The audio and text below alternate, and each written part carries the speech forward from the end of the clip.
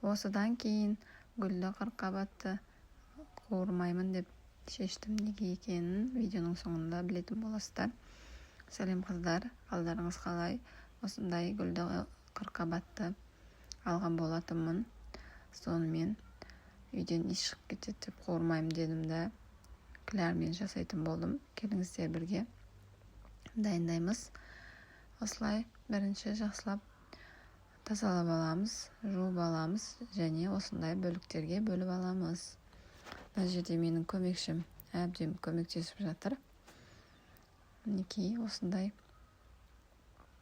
кішкентай бөліктерге бөліп аламыз. Қатты кішкентай бөлудің қажеті жоқ. Мына видеодағыдай бөліп алсаңыздар болады. Кесіп. Мінекей енді қазанымызға салып, суын құйып, мен 1,5 шай қасықта тұз салдым. Тек тұз салып қайнататын боламыз.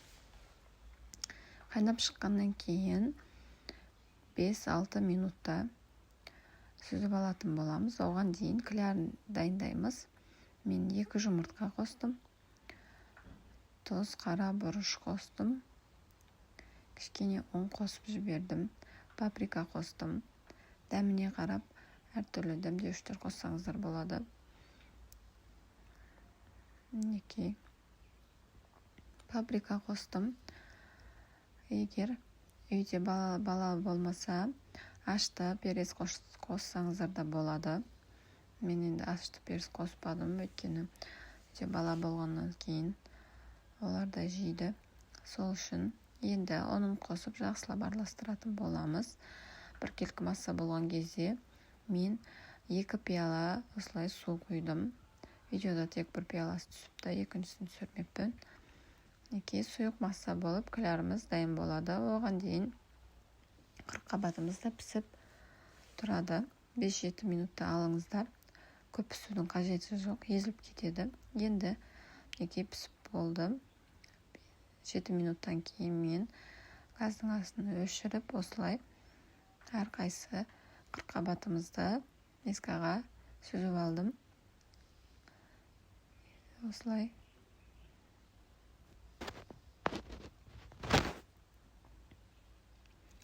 Менің балдарым бір кездері осыны өзінде жейді. Өйткені мен прикорымды осы гүлді қырыққабатпен бастағанмын, брокколимен сүйіп жейді. Енді Диляра Брази осылай дайындадым. Қараңыздар, листімізді аламыз. Менде осындай духовканың листі, қалауыңызға қарап әртүрлі формада да дайындасаңыздар болады. Мен осылай листқа бірінші теріп алып, сосын барып кіләрді құйдым. Ал сіздер бірінші кіләрдің үстіне қырыққабатты салып, осылай да дайындасаңыздар болады. Қалауларыңызға қарап. Бұл жерде кіләр осылай дәмді болса керемет болады екен. Неке енді үстіне құйып шықтым. Жақсылап. Осы кезде печкамызды қосып қоямыз. Менде 200 градуста қыздырып қойдым. Және осылай кіләр тимеген жерлерін осылай кіләрға батырып алдым. Неке енді қызып тұрған печкамызға 20-25 минутқа бет қызарғанша жібердім. Неке гүлді қырыққабатымыз дайын. Ас болсын. Видеоның соңына дейін қарап, лайк басып, комментарий жазып, каналымда керемет видеолар бар. Рецептер. Осылай бізге ас болсын. Жанына күріш пісіріп қойсаңыздар да болады. Мен енді осылай тарелкаға салып ұсындым.